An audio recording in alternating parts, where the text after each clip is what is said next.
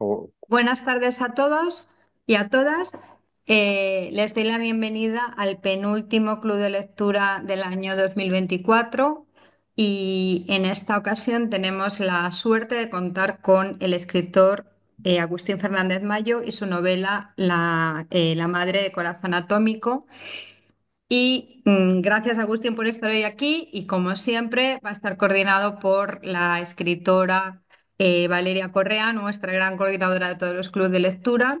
Yo voy a dejar ya la palabra a ellos porque lo importante es escuchar a Agustín. Solamente les quiero recordar que el 27 de noviembre tendremos el último club de lectura con la vida en miniatura de Mariana Sández y les esperamos para terminar el año junto con nosotros y con literatura. Muchas gracias y paso la palabra a Valeria. Gracias, Carmen. Bueno, buenas tardes a todas y todos. Hola, Agustín. Gracias Hola. por estar aquí. Vamos a arrancar. Simplemente les recuerdo, por si hay gente nueva, cómo funciona el club. Les pido que en todo momento mantengan los micrófonos cerrados. La presencia de Agustín es para que ustedes conversen con él. Pero la idea es que las preguntas, los comentarios que quieran hacer, los hagan en el chat. Yo se los voy a leer. Así evitamos cualquier tema de acople. Nos convoca hoy aquí el libro Madre de Corazón Atómico. Como siempre, voy a hacer una pequeña presentación. Podríamos decir que este libro de Agustín Fernández Mayo bucea en la historia de un padre veterinario curioso e investigador que llegó a viajar a Estados Unidos en los años 60 en busca de vacas o cerdos novedosos para la granja española. Y también es el relato de una enfermedad y la muerte de ese padre que llevan a iluminar de alguna manera su vida. Podríamos decir que es un libro que recorre la historia familiar, así como ciertos fragmentos de la historia española, o que es un bodegón de objetos, los videos que el autor ha grabado, fotos familiares, propias, ajenas, encontradas, que el autor maneja, los países que frecuenta, ciertos libros. Podríamos decir que es un libro de duelo y de la memoria como literatura o de la memoria como un espacio, al igual que esa heterotopía Foucaultiana, o que es el libro de una doble herencia, de un regalo doble, el don de la fabulación y la certidumbre de la existencia del amor, o que es un libro que nos muestra cómo llegar a la figura de la madre a través de la del padre, o cómo llegar a la carnalidad del padre fallecido a través de la madre superviviente. Madre de Corazón Atómico es un catálogo de ausencias que nos constituyen. Seguramente hay más lecturas posibles porque este libro funciona, al menos para mí, como un caleidoscopio. A cada giro, una fragmentación de sentidos, colores nuevos, un juego de transformaciones. Agustín ha puesto su mejor prosa al servicio del caleidoscopio de la poesía.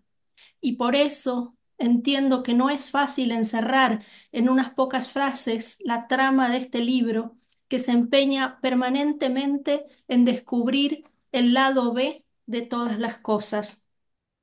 Madre de Corazón Atómico emociona mucho, pero desde la tranquilidad y desde la contención. Sorprende siempre, como todo lo que escribe Agustín, autor que me interesa por su singularidad, al igual que otro autor francés que muchos de los que están aquí saben que yo admiro profundamente, como Pascal Quignard.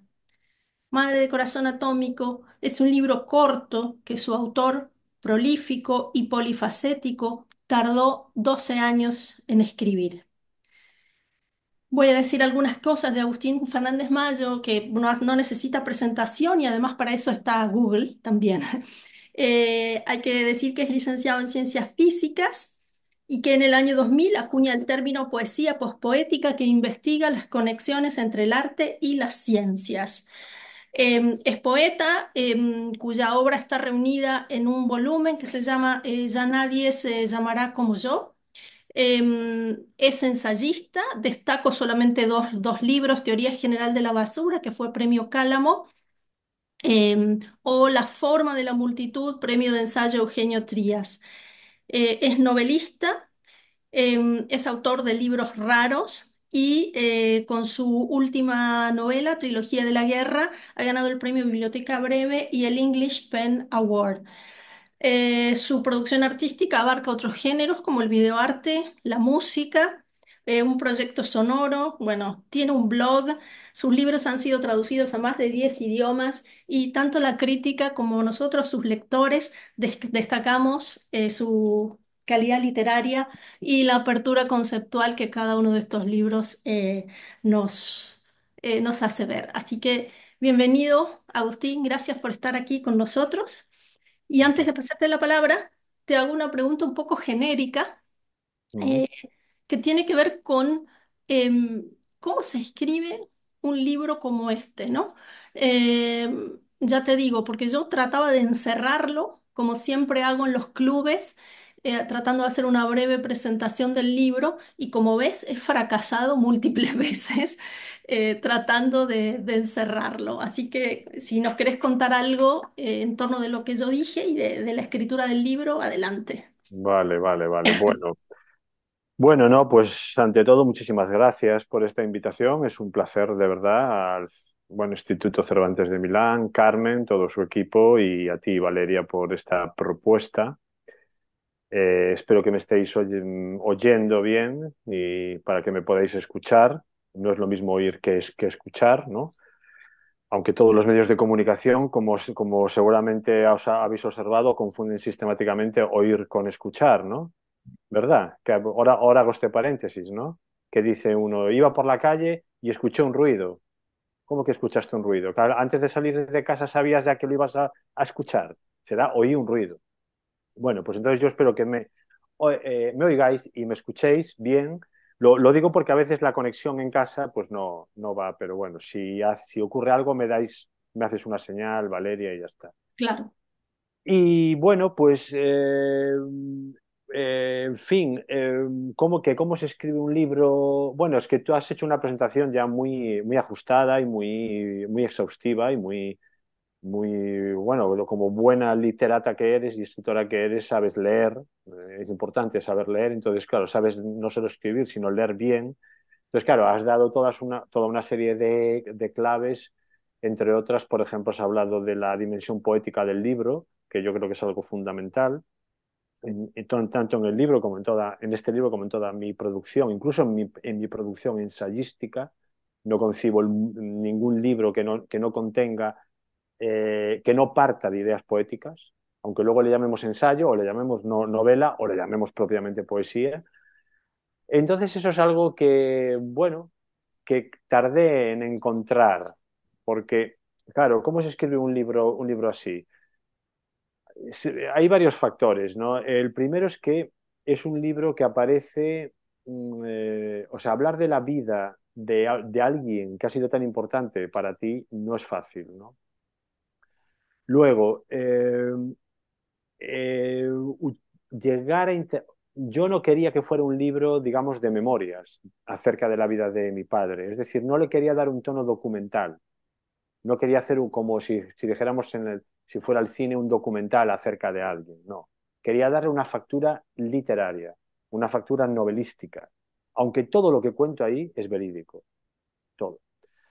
Entonces, claro, ¿cómo dar con ese tono? Es decir, contar hechos que realmente ocurrieron, que además te afectan a ti y a tu familia, pero al mismo tiempo hacerlo con el aire, la técnica de la poética, de la prosa narrativa, claro, eso, bueno, a mí no me resultó fácil, a lo mejor a otras personas les resultaría más fácil. Yo, en general, mis libros los escribo bastante rápidamente, no tengo mucho problema en escribir, y además a mí escribir no me supone ningún trauma ni ningún suplicio, ¿no? Si no, no escribiría, ¿no? O sea, yo cuando escribo con alegría y además escribo, las cosas me van fluyendo y si no fluyen, da igual, las abandono porque pienso que son malas y ya otro día lo volveré a ello y a veces pasan años y vuelvo a ello, ¿no? Y si no, pues quedan abandonadas y se pasan otras cosas. Y bueno, con este libro ocurrió un poco eso, ¿no? Empecé, eh, luego además, claro, tú que lo has leído y bueno, y quienes lo habéis leído, habéis visto que hay muchísimos, asuntos que darían lugar a otras novelas, ¿no? claro, Y que además, dada mi forma de escribir y mi mente especialmente fantasiosa y de hallar conexiones entre múltiples, podría haber hecho un libro de 1000 páginas si hubiera querido. Pero ¿qué claro. pasa? Que no quería, y con esto acabo de responder un poco a tu pregunta, no quería desplegar toda mi imaginaría, toda mi potencia eh, eh, en cuanto a lo fantástico, porque no quería, por decirlo de una forma clara, hacerme el listo o hacerme el inteligente usando la muerte de mi padre.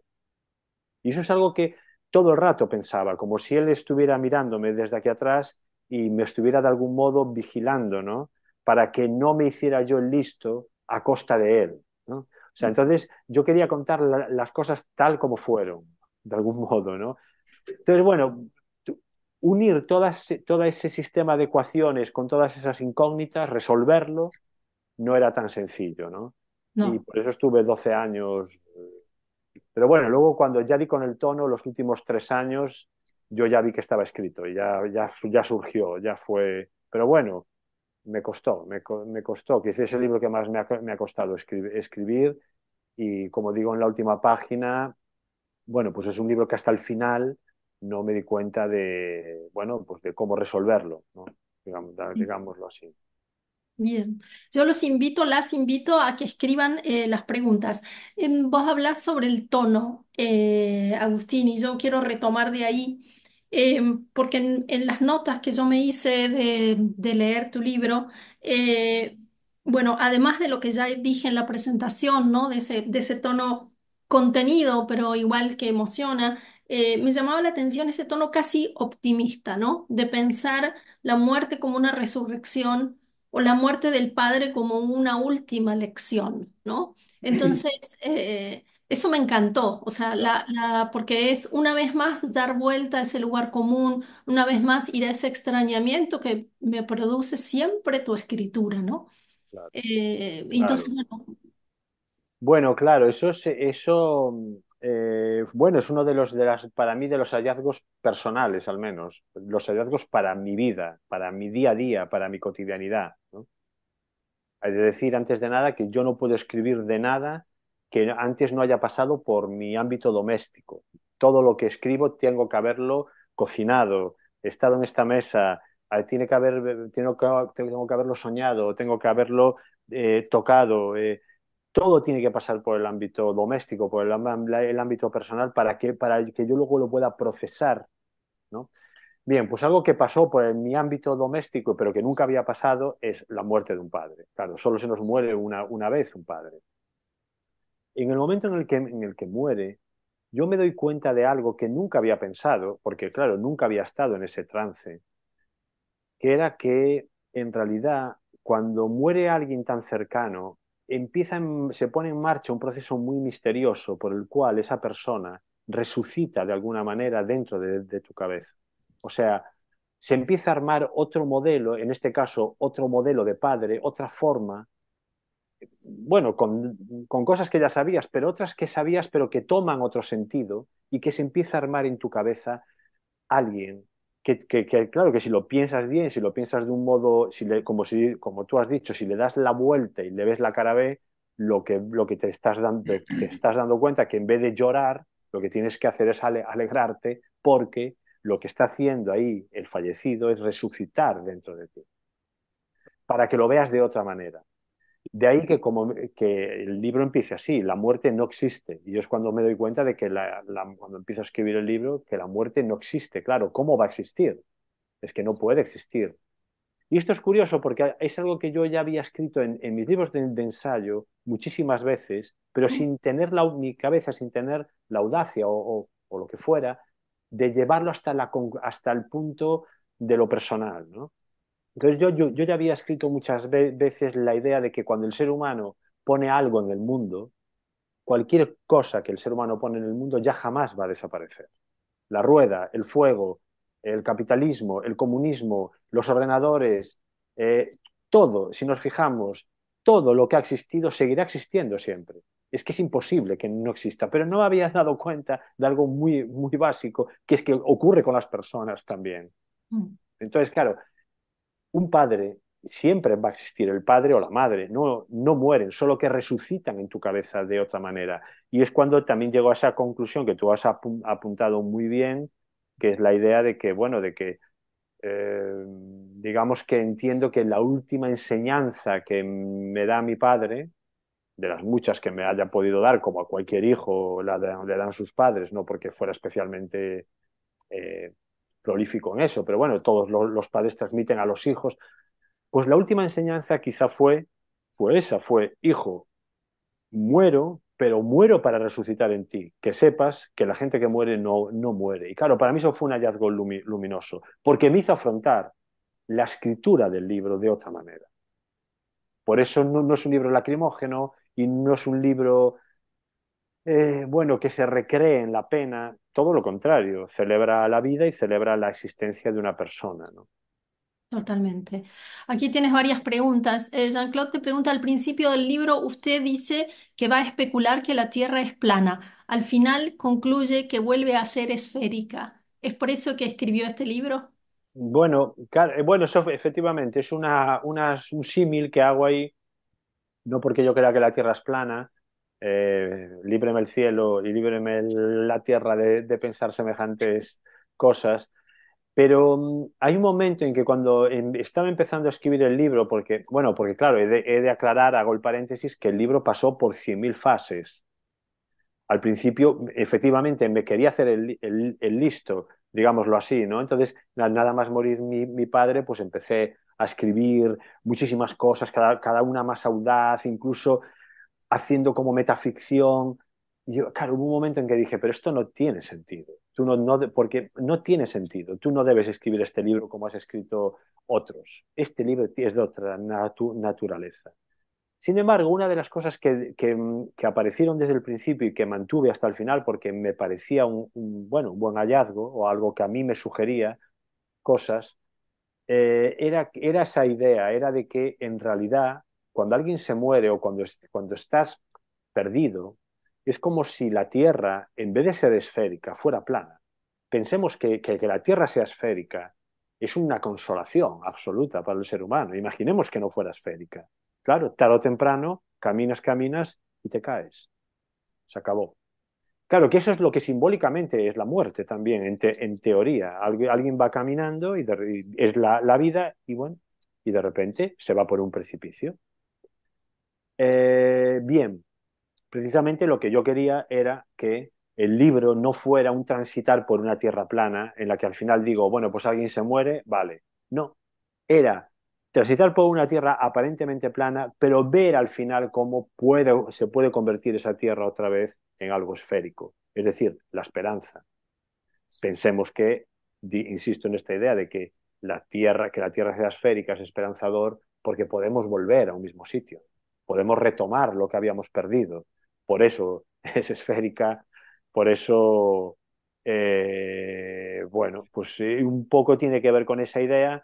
Y por último, por acabar con en esta pregunta que por lo demás agradezco, he de decir que en general en todos mis libros cualquier idea que a mí me emociona desde el principio la mantengo hasta el final. Nunca la abandono. Aunque ya sabes, Valeria, que los escritores y escritoras, cuando llevamos mucho tiempo con un libro, llegamos a cansarnos de nuestras ideas y a lo mejor a veces pasamos por fases que una idea que nos parecía buena ya no nos dice nada, ¿no? Pero yo siempre digo, espera, si un día te dijo algo y te pareció tan emocionante es porque a quien la lea por primera vez le puede resultar emocionante. Y bueno, esta fue una de las ideas que a mí me mantuve y que la vi potente y que me pareció que me podía dar, bueno, mucho juego y la mantuve hasta el final. Gracias, Agustín. Fiorenza te pregunta, me parece que o te comenta que, me dice, me parece que los objetos son muy importantes y que los espacios principales de la novela son la habitación 405, los lugares donde vivió tu padre y tus pensamientos y reflexiones. ¿Puedes comentarlo? ¿Se puede definir tu libro como un Bildungsroman? ¿Qué es un Bildungsroman? Una novela de crecimiento, ¿no? O sea, como... Vale, vale, Sí. vale, vale, vale. Claro, una novela de crecimiento, un roman, vale, perfecto. Bueno, pues de crecimiento, bueno, que es una novela, bueno, cuidado, es una novela de crecimiento, pero que relata un crecimiento, pero escrita en un momento de madurez como escritor. Mm. O sea, es muy curioso porque hace poco un escritor joven, muy joven y muy brillante por otra parte, poeta, muy conocido, en los medios y de comunicación incluso, me dijo que, no digo el nombre porque a lo mejor él no quiere que diga el nombre y no por otra cosa, ¿eh? Me dijo, es curioso que hayas esperado 25 años para escribir cosas que hay en este libro, que por cierto, esta es la portada, bueno, ya la conocéis, pero la volvemos a poner. Porque, aunque es verdad que el libro lo empecé a escribir en 2012, es decir, hace 12 años, aquí hay anécdotas de mi familia, que son algunas totalmente alucinantes, casi de realismo mágico, y me decía este escritor joven que cualquiera es lo que hubiera hecho en su primer libro. En su primer libro hubiera gastado ya todos esos cartuchos, ¿no? Cuando empiezas a escribir, dices, bueno, voy a desplegar toda la imaginería familiar, todo lo que sé. Y me dice, tú sin embargo has esperado casi 30 años. ¿Por qué? Bueno, no sé por qué. Pero el caso es que eh, ha, ha venido bien porque relato todo eso en un momento de madurez de escritura, ¿no? Por eso no es tan fácil escribir un libro aparentemente sencillo, como es este, porque es una prosa sencilla, pero que tiene unas cargas de profundidad filosóficas, morales, intelectuales, pero también poéticas importantes. Claro, yo hace 20 años no podría haber relatado del mismo modo y con la misma fuerza lo que yo he escrito aquí, ¿no? Mm. Por eso es una novela de crecimiento. Bueno, relata un crecimiento, pero no es una novela que esté hecha por un escritor que está en ese momento empezando, ¿no?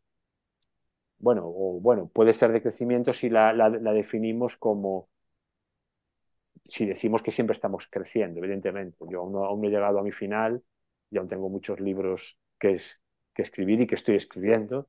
Esta misma mañana, aquí mismo sentado, y que por lo tanto uno nunca termina de crecer, ¿no?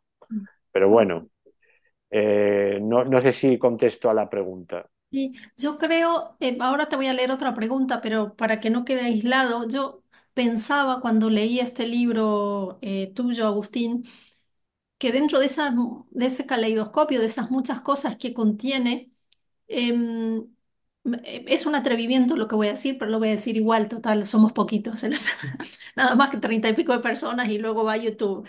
Pero yo siento que eso que vos contás de tu padre explica muchas cosas de tu poética, ¿no? Ujú. Vale. Em, entonces, en ese sentido, creo que es un libro que tiene que tener una distancia, porque vos como autor creo que hoy sos mucho más autoconsciente de lo que haces, ¿no? Que cuando uno empieza escribiendo. Pero bueno, Claro, esos son claro, mis... claro, no, es una muy buena explicación, muy bueno esto que has dicho, me desarmas un poco para bien, porque claro, tienes toda la razón, como se ve en el libro, y yo mismo lo digo en el libro, hay muchas formas de lograr de mi padre, bueno, y de mi madre también, solo que aquí me centro más en mi padre, que están en mi poética como escritor, él en la veterinaria o en la vida y yo trasladado a la literatura, pero es igual, el mecanismo, la estructura que hay subyacente es muy parecida. Y entonces, claro, tienes razón, quizá que yo cuando estoy empezando a escribir hace años, a crecer, incluso yo mismo no me puedo permitir, a lo mejor reconocer que eso viene de algún lugar, ¿no? Que no es mío, ¿no? Porque todos queremos ser nuevos y cosa que es imposible, ¿no? Entonces, Sí. claro, uno necesita una distancia para poder escribir algo así y de algún modo reconocerlo, de alguna manera. Sí, aquí te pregunta Enrica, dice, ¿por qué no puedes hablar de tu madre en el libro? Es como si la figura de tu padre no dejase lugar para nadie más. No, para nada, no. Eh, no, no es que no deje lugar para nada más, es que, claro, es muy interesante. En el libro yo empiezo diciendo eso, que era, claro, eso es algo de lo que yo tampoco tenía idea y que apareció. Yo me puse a escribir de mi padre y entonces me puse a escribir de mi madre y vi que no podía, pero que no podía literalmente, que no sabía qué decir. Entonces me pareció muy raro. Claro, luego me di cuenta de que si hablaba de mi padre, o sea, el libro trata de mi padre, pero que si hablaba de mi madre, tenía con la misma pues, intensidad y la misma profundidad, tenía también que hablar de la relación que tenían mi padre y mi madre. Y yo no puedo hablar de esa relación porque yo no estaba ahí para verlo.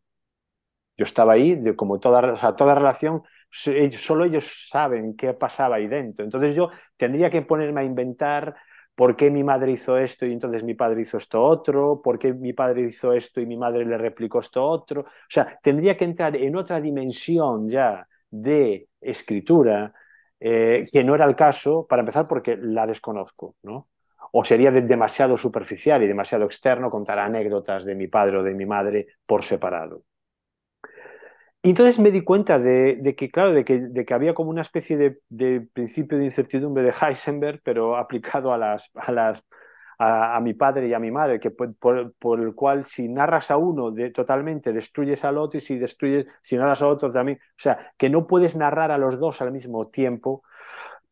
Por lo tanto, y me di cuenta de que era verdad, ¿eh? Por ejemplo, ahora estoy escribiendo un texto sobre mi madre un texto amplio, y no puedo hablar de mi padre, no hablo de mi padre, porque no sé qué decir de él, porque voy a hablar de otra persona con su individualidad. Entonces, bueno, no es que ahora mi madre que esté eclipsando a mi padre, es que no sé qué puedo decir de mi padre ahí, ¿no? Bien, he de decir que en la última página del libro, que para mí es la página más importante que yo he escrito nunca, a un nivel personal y a un nivel poético, en la última página, bueno, en las dos últimas, llego a una solución simbólica por la cual poder narrar al padre y a la madre al mismo tiempo. Es una solución que llegó sola. O sea, son esas cosas que estás escribiendo y son momentos increíbles, epifánicos, porque tú mismo no las has pensado y aparecen. Y aparecen de una manera tan natural y lo resuelven todo que dices, esto no lo he escrito yo. Esto lo ha escrito otra persona. Esto se ha escrito solo, ¿no? Y es el momento en el que resuelvo ese impedimento al que nos referimos. Es verdad que lo resuelvo por un mecanismo simbólico, pero lo resuelvo. Y para mí es un cierre que dije, wow, no sé cómo lo he hecho, pero lo he hecho. Y Así. sí, sí, no, y para mí yo ya podría no escribir más y ya quedarme contento, Sí, digamos. porque además son súper conmovedoras esas páginas. Es como si, ¿no? Todo el libro fuera una gran restricción, ¿no? Como una especie de animal contenido Mm. y, y que en el final tampoco corre, pero uno como que produce un desahogo. Son dos páginas hermosas. Yo me cuidé mucho cuando armaba esa pequeña presentación de tu libro de no decir dos palabras, ni novela ni autoficción. No, nada. Eh, y, y lo de autoficción lo había escrito, pero luego reparé en algo que casi me olvido de decirte, pero que me vino a la mente ahora cuando nombraste a ese poeta joven cuyo nombre te reservaste, ¿no? Y tiene que ver con eso, con todos los nombres de tu familia. De tu madre, de tu padre, la hermana del medio, la hermana menor, o sea, que no vienen, que no están individualizados, ¿no? Me imagino que también detrás de eso hay un rigor, un pensamiento. Claro, claro, hay un rigor, hay un pensamiento. Eso, bueno, es que parece curioso, pero eso fue de las cosas más difíciles de resolver. Esa tontería, eso que es una tontería de qué nombres citas y qué nombres no citas, ¿no? Bueno, eso le di muchas vueltas durante años, o sea, eso no fue tan sencillo. Eh, y es algo tan tonto como poner el nombre o no ponerlo. ¿Qué pasa? Yo no quería poner el nombre de mi padre porque no está vivo Y como no está vivo, a lo mejor él no querría aparecer con su nombre ahí. Es que no lo sé.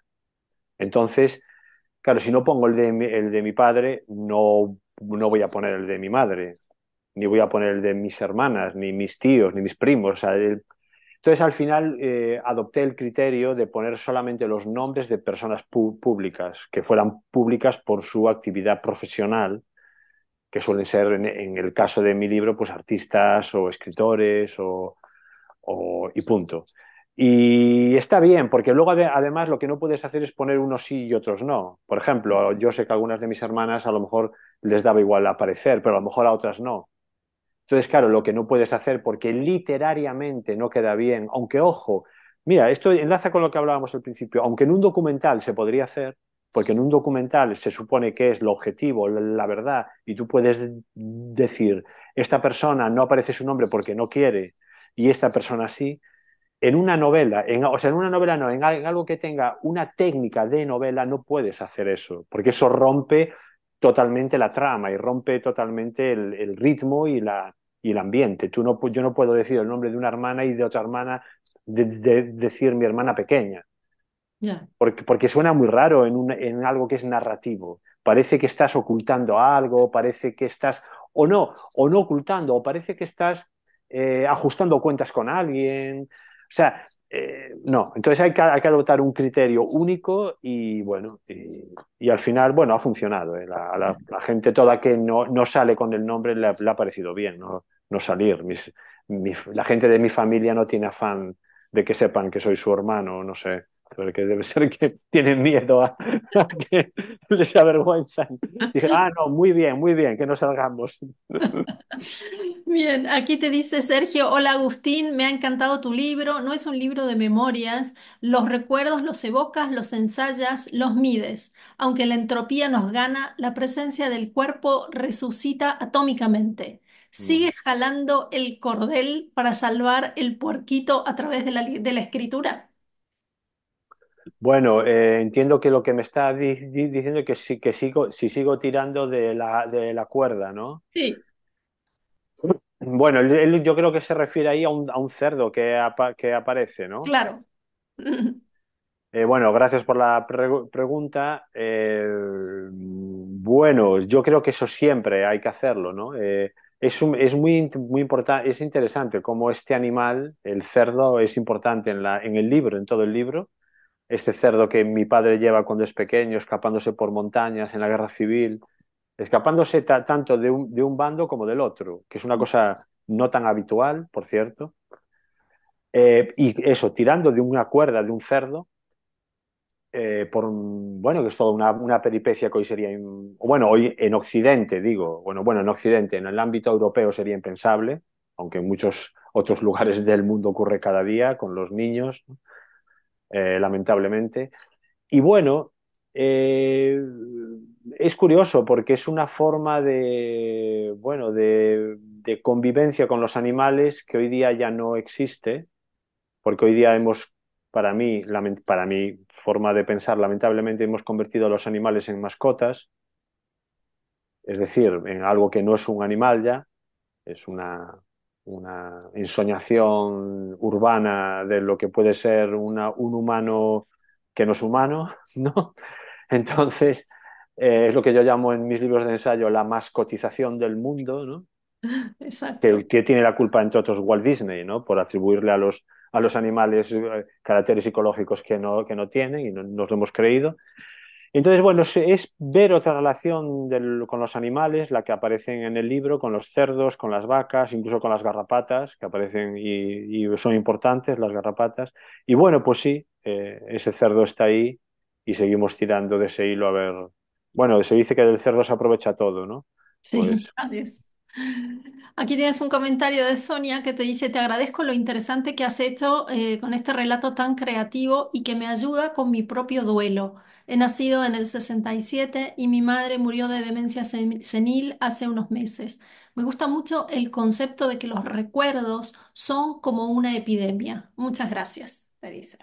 No sé si quieres comentar algo o te... bueno, no, gracias Sonia, porque Sonia, ¿no? Sí, sí. Sí, Gracias a ti por lo que dices y por haberlo leído y bueno, por hacer este comentario tan bonito, ¿no? Y tan real, porque supongo que es sentido y que es real, porque a veces lo bonito no significa nada, ¿no? A veces yo huyo de lo bonito, ¿no? Prefiero lo que me ayuda, ¿no? Y bueno, y tu comentario a mí también me ayuda, ¿no? Porque me ayuda a entender que lo que hice ha servido para algo, ¿no? Y claro que los recuerdos son como un virus, solo que, bueno, hay que intentar, como decía Serrat, ¿no? En una canción, el recuerdo cada día es más dulce, el olvido se llevó la mitad, ¿no? Porque los recuerdos al final borramos los que no queremos, o sea, la mitad mala o la olvidamos, ¿no?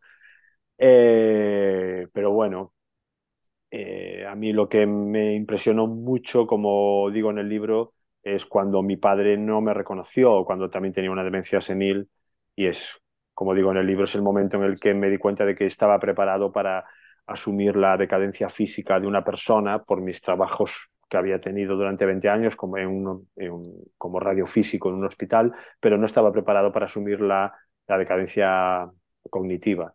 Y fue cuando, o sea, el día en que mi padre no me reconoció, se abrió un agujero en mis pies, como si el mundo, un vértigo, y es como si me dijeran, todo lo que has visto, todo esto, todo lo que tienes alrededor y toda tu vida ha sido un decorado, no ha existido, y te cambia como en el teatro, te bajan el telón, suben el telón y aparece todo decorado.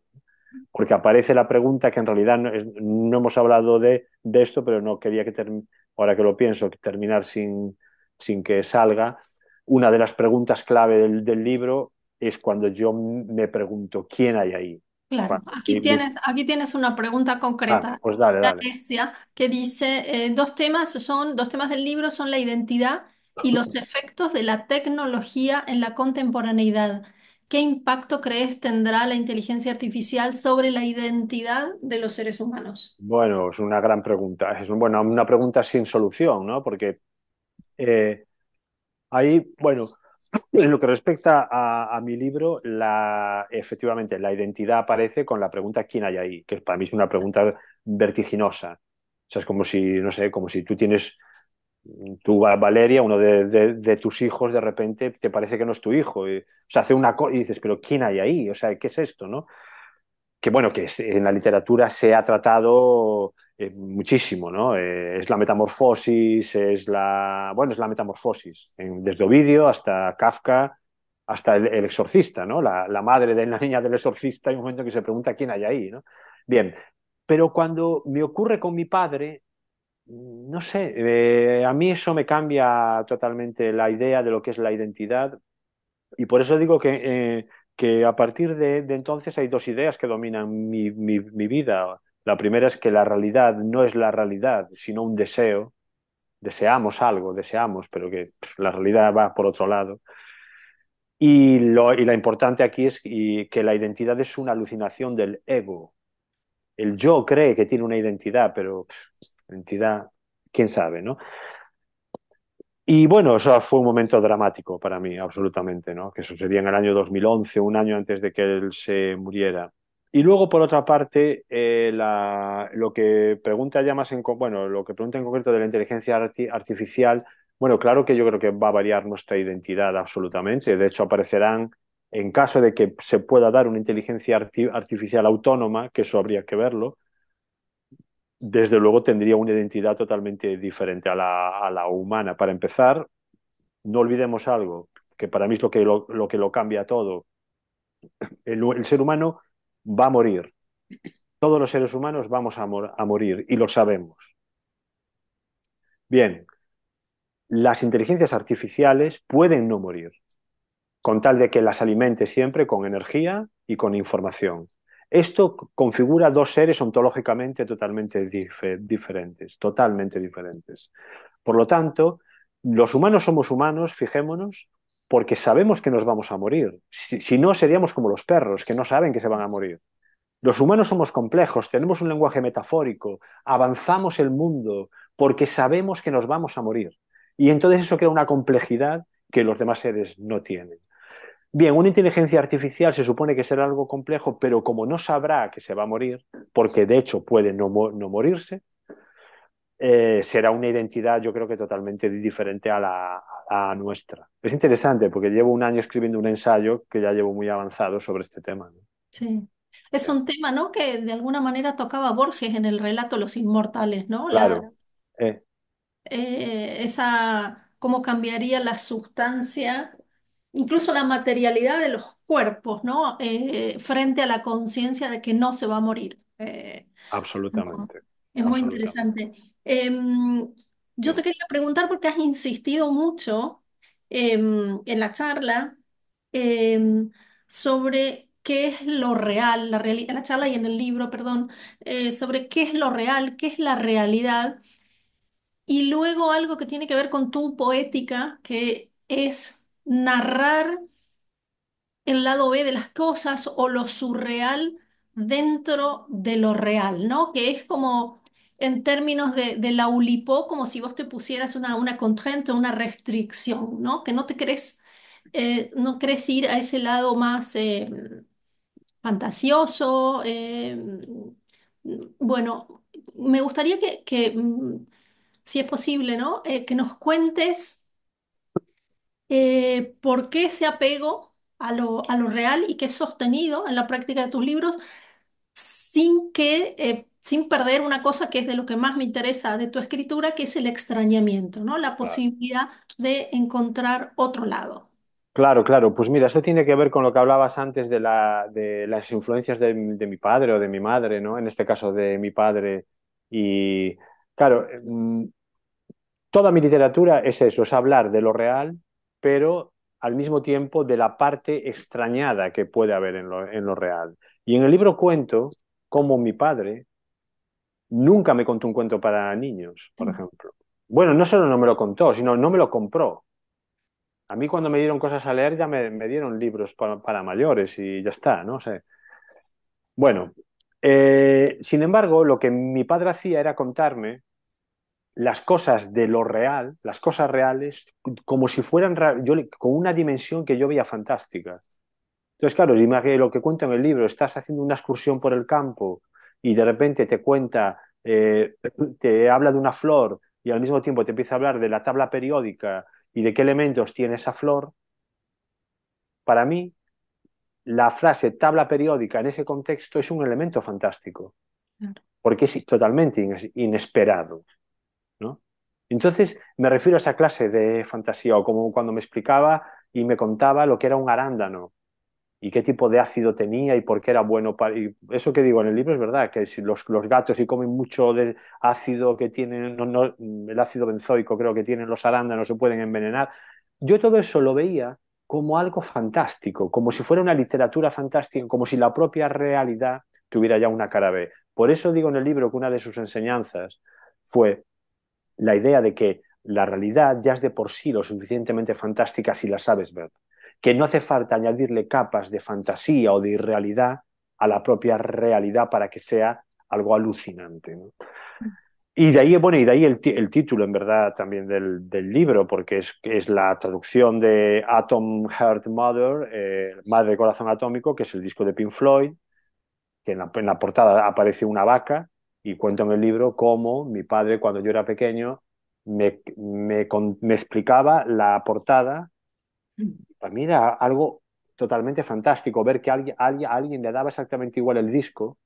Para mí, claro, para mi padre hoy tendría 100 años, Pink Floyd no significaba nada, eran unos melenudos que gritaban, o sea, no, pero me enseña la portada y se dedica media hora a hablarme de la vaca frisona, la vaca holandesa, qué tipo de leche tiene, qué pasto, por qué tiene así, por qué los hocicos, todo. Y a mí para mí fue epifánico, porque eso es lo que yo aplico en mi escritura. Ver lo que nadie está viendo, fijarte tú en eso, ¿no? Entonces, claro, nadie se estaba fijando en qué era esa portada en sí. Y él claro, son cosas que tus padres te transmiten sin querer transmitirlo y tú no te das cuenta de que te lo están transmitiendo, pero está ahí y con los años te das cuenta. Sí, hay una frase que yo me anoté de tu libro que me encanta, ¿no? Que dice, es importante manejar bien los objetos materiales para precisamente dejarlos atrás y poder pensar en todo aquello que no son números, alcanzar la parte soñada que hay en todas las cosas, ¿no? Si yo tuviera que explicar en una frase cómo es la poética de Agustín Fernández Mayo, bueno, trabaja con cartografías, taxonomías, objetos, arma un bodegón y muestra la parte soñada de todas las Claro. cosas. Creo que es algo que te define muy bien. ¿No? En efecto, en efecto. Eso lo digo en el libro cuando cuento que cada noche mi padre, cuando llegaba del trabajo, llegaba siempre con su traje. Nunca vi a mi padre, siempre vi a mi padre vestido con traje. ¿Te lo puedes creer? No, o sea, siempre. Pero incluso cuando íbamos al campo, llevaba traje. O sea, nunca entendí por qué, pero siempre llevaba traje. Pero claro, llegar por la noche, se quitaba la corbata y se ponía un jersey de ochos que le había mi madre calcetado y cenaba lo que fuera y luego cenaba una manzana que punto ahí partía en cuatro hemisferios y la comía cada hemisferio, perdón, cuatro hemisferios, bueno, cuatro cuartos, perdón, y cada cuarto lo comía en dos bocados, o sea, eran ocho. Y a mí me fascinaba ver todo ese proceso meticuloso y siempre eran ocho. Pero porque a mí, entonces, claro, a mí lo que me parecía es que en verdad me estaba queriendo decir otra cosa, ¿no? O sea, que no, que él la comía porque para él estaba bien así, pero claro, en mi cabeza era como si él me quisiera dar a entender que era mágico, o sea, esa forma de hacerlo siempre igual y como tú dices, tan taxonomizado, en verdad tenía una parte mágica, ¿no? Y yo me acuerdo siempre de mi padre, yo era pequeñísimo y comiendo esa manzana siempre en ocho bocados, ¿no?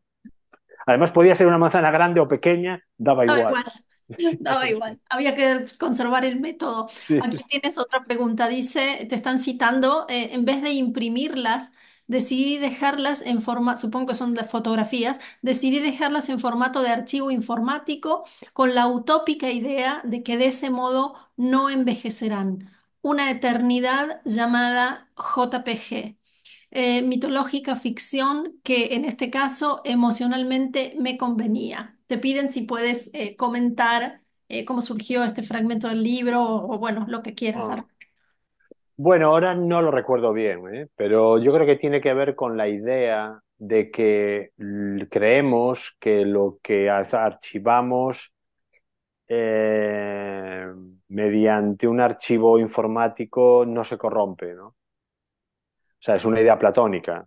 De esto Sí, podríamos hablar mucho, ¿no? Como lo que se llamó el mito digital, ¿no? Esta idea de que todo lo informático es como el alma, que incorruptamente pasa mueres, pero el alma continúa, ¿no?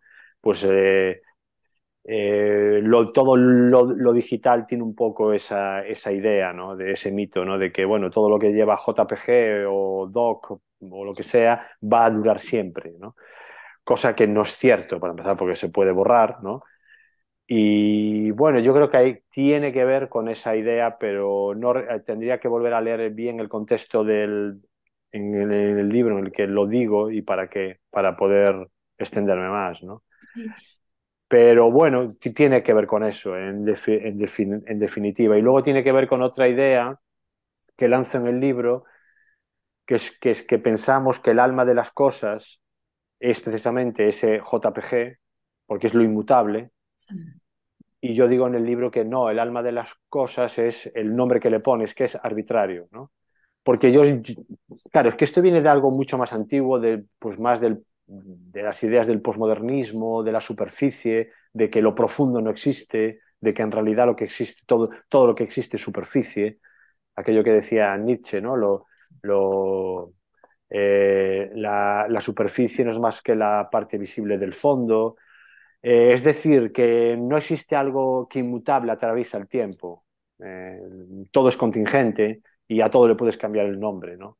Sí, Y bueno, pues yo creo que supongo que cuando escribía el libro y guardé unas imágenes, pues por eso, con esa idea de que van a durar siempre, ¿no? claro. Pero que no tienen por qué durar siempre tampoco, ¿no? Si las borras, ¿no? Bueno, dentro de la estructura que yo llamo poemática del libro, ¿no? Hay cuestiones que se repiten, ¿no? Podríamos decir que hay muchas cosas que se ordenan bajo las etiquetas o la taxonomía de lo contingente y lo no contingente, y creo que esta es una de ellas. Nombraste recién a Platón y me acordé de las otras cavernas que están contenidas en tu libro. En alguna parte decís que transitamos la vida entre dos cavernas, ¿no? Ah, sí. El útero y el cerebro, ¿no? Y eso me encantó porque además en un momento antes, en unas páginas anteriores, habías dicho que le tenías una especie de alergia o miedo a los agujeros, ¿no? Y Sí. contabas allí un episodio de un hombre que se acercó cuando trabajabas en radiología con una perforación en la frente y de tu especie de rechazo a Burroughs por nombrar siempre orificio, ¿no? Entonces, Sí. esta idea me hizo pensar a mí que de alguna manera también sucede en casi siempre en todos tus libros, ¿no? Em, la insistencia de una idea, que ya lo comentabas con la idea de la Tierra es plana y vuelve a hacerse esférica al final, de la Tierra es plana metafóricamente, ¿no? Mm. La insistencia de una idea, pero también la insistencia de una idea que no es fija, sino que se mueve dialécticamente en el libro, ¿no? Entonces, por un lado está esa afinidad al útero y al cerebro como dos cavernas donde transitamos la vida, y por otro lado está esa aversión a todos los distintos orificios, ¿no? Bueno, si querés comentarnos algo de este modo, siempre dialéctico, ¿no? De tomar algo y como tratar de agotar su significación y sus posibilidades. Bueno, tu pregunta es profunda y ya tiene carga de profundidad porque, bueno, porque sí, hay algo que a mí me gusta, que es, bueno, no es que me guste, es que es espontáneo, creo, ¿no? Que aparece, que es la idea de que cuando tú coges una metáfora o una idea, valga la redundancia, y la exprimes hasta el final, te la tomas en serio, por ridícula que pueda parecer, esa idea termina siendo una idea seria, ¿no? Y esto es algo que no nos damos cuenta, ¿no? Pero el Quijote es una tontería, si lo piensas bien. Un tipo que se vuelve loco porque lee muchos libros. Dices, bueno, esa idea dicha así no tiene ningún... Bueno, tiene ese sentido, pero no va a ningún lado. La virtud es que esa idea tonta, absurda, está explotada hasta el infinito, ¿no? Bien, pues yo sigo mucho esa técnica, ¿no? De que coger una idea que parece absurda, una tontería o algo que todo el mundo ha pensado, pero dice, no, espera, ahora vamos a llegar hasta el final con ella. Porque cuando empiezas a llegar hasta el final, te empiezan a salir ya, primero, que como tú dices, que no es tan fija, que es una idea móvil, plástica, que de repente aparecen contraideas, que dices, cuidado, esto ya no está tan claro, ¿no? Y luego hay un momento incluso en que estirando mucho una idea llegas al absurdo. Y el absurdo es algo que, un método de investigación de la realidad que me interesa muchísimo. Porque si sabes llegar justo a la frontera de que ni te pasas ni te quedas corto, es cuando desde ese absurdo puedes contemplar lo que creías fijo y real para poder evaluarlo y para poder verlo con otros ojos, ¿no? Con esta cara B de la que hablábamos, ¿no?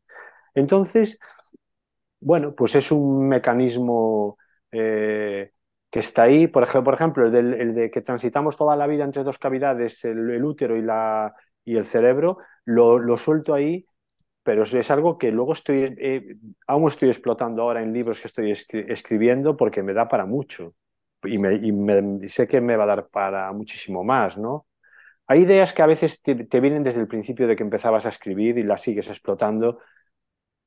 Por ejemplo, la idea de que entre los 0 y 3 años no recordamos nada de nuestras vidas. Esa idea está ya en Nocilla Dream.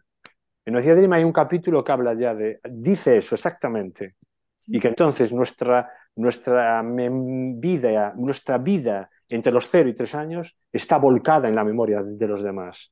Está en los cerebros de los demás, no está en nosotros. Sí. Eso está en todos mis libros repetido igual, o sea, no camuflado, repetido igual, pero para extraer consecuencias diferentes, ¿no? Bueno, parece una idea absurda, claro que lo es, bueno, es una tontería, puedes no... Pero de repente dices, wow, hay que continuar hasta el final siempre, ¿no? Es muy, muy importante. Y eso es algo que también me viene de la ciencia, ¿no? La idea de que cuando investigas algo tienes que llegar hasta el final, aunque en este caso lo investigas metafóricamente. Claro. Y además, creo también, me parece que jugás muchas veces con el error, ¿no? Al igual que la ciencia, que a través del error descubre cosas que no estaba Mucho, buscando, ¿no? mucho. No, veo que conoces mi literatura mucho mejor de lo que pensaba yo. Muy bien, Soy claro, fan, porque, te dije. ostras, porque claro, es que es muy importante el error. A través del error, pues que a través del error es cuando hacemos hallazgos, ¿no? No, un físico, no, Enrico Fermi, siempre decía algo así como que si tú haces una medida y sale lo que tú querías, estás confirmando una teoría, ¿vale? Pero si sale otra cosa, lo que estás es que estás descubriendo el indicio de algo nuevo que no existía. O sea, si sale un error, ¿no? Y claro que el error, yo tengo muchos en mis ensayos, muchas páginas escritas a lo que llamo la apología del error, ¿no? Y Sí. bueno, por supuesto, ¿no? Sí. Bueno, una última pregunta, Agustín, y ya te dejamos, ¿no? Como te dije, creo que el libro, a través de la figura de tu padre, explica muchas cosas de tu poética, ¿no? Y en ese y es una forma de abordar la figura de tu padre siempre desde el lugar positivo, ¿no? A mí me gustaría saber si hay algún consejo de tu padre que desoíste a propósito, ¿no? Me gusta porque así Ya, a pensar lo que he leído de vos sí. desde otro lugar. Bueno, muchísimos. Como todo buen hijo tiene que desoír consejos de los padres, porque para eso están los hijos, ¿no? Los padres están obligados a dar consejos y los hijos a desobedecerlos, porque si no el mundo no avanzaría, ¿no? Y los hijos a pelearse con los padres. Esta idea de que los padres y los hijos tienen que ser amigos es nefasta, es que es nefasta. Para eso ya están los amigos, ¿no? Entonces, claro que muchísimos consejos que no he seguido. Para empezar, que no fuera escritor, por ejemplo. Bien, Cuando yo dejé la física, mi padre se llevó un disgusto tremendo, ¿no? Porque no confiaba en que yo pudiera vivir de la escritura, ¿no? Y a mí no me importaba, como digo en el libro, porque que me dijera eso, porque creo que su obligación era decirme eso, ¿no? O sea, descreo de esa idea de no, el padre te debería apoyar, bueno, o no, o te debe apoyar en lo que cree que es sensato, en lo que cree que es descabellado, no tiene por qué apoyarte, ¿no? Y la verdad era un poco descabellado que yo me dedicara a la escritura. Yo nunca había escrito, no sé. Pero no le hice ningún caso porque tuve más fe en mí que en lo que él me dijera y bueno, y al final tuve razón, ¿no? bien, Y bueno, está bien. Por ejemplo, es uno de los muchos otros ejemplos que podría poner de no hacerle caso, ¿no? Muchísimos, ¿no? bien. Bueno, nada, no sé si alguien quiere, tenemos un Sí, menos de un minuto, con lo cual si alguien quiere ¿alguien quiere preguntar algo algo, más? hable ahora o calle, hasta nuestro próximo encuentro. Yo nada, Agustín, no sé si lo próximo que saldrá es la pieza de tu madre o tienes otra cosa No lo en sé, no lo sé, porque como yo siempre escribo sin saber a dónde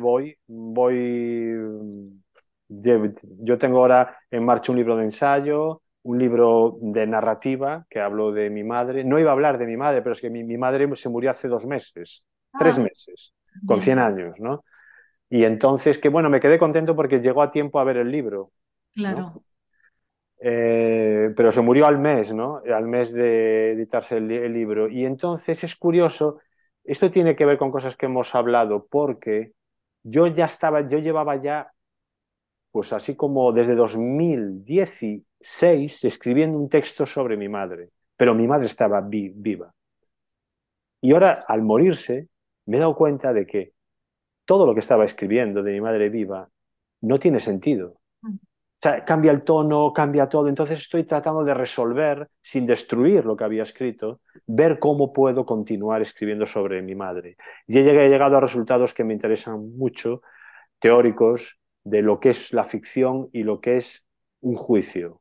Que eso daría, tú que eres abogada, me interesa, es que cada vez me interesa más la filosofía del derecho y ahora estoy investigando mucho qué significa, qué es un juicio en sí mismo, como qué es un testigo, muchas Claro. otras cosas, y me he dado cuenta de que yo lo que hacía con mi madre antes de morirse, como estaba viva ella, era ficción, pero que ahora la realidad me impone hacer un juicio.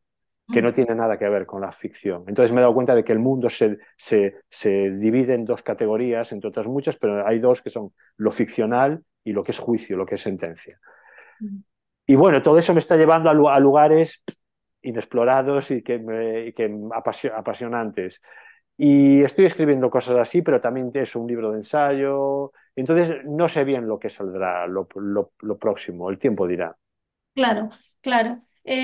Decías, no me acuerdo en qué página aquí, algo así como que solo se puede hacer ficción sobre lo que está, sobre lo que ha desaparecido, ¿no? Sobre lo que no está más o lo que nosotros creemos de alguna manera que no está más. Claro, claro. Eh, Bueno, sí, esa es una idea que también, mira, también está en Nocilla Dream, que fue un párrafo que en su día ya destacó la prensa, que es la idea, cuando se hizo conocido ese libro, la idea de que para escribir has de morir respecto a algo, porque tú no puedes escribir, o sea, que el escritor siempre narra el mundo de los vivos desde el mundo de los muertos, por decirlo de alguna manera, ¿no? Claro, claro, claro, es algo que yo tengo que fundamental, ¿no? Para mí, ¿no? ¿Por qué? Porque escribir es como pasar la vida limpio. Fijaos que escribir es el lugar en el que las cosas ocurren dos por segunda vez.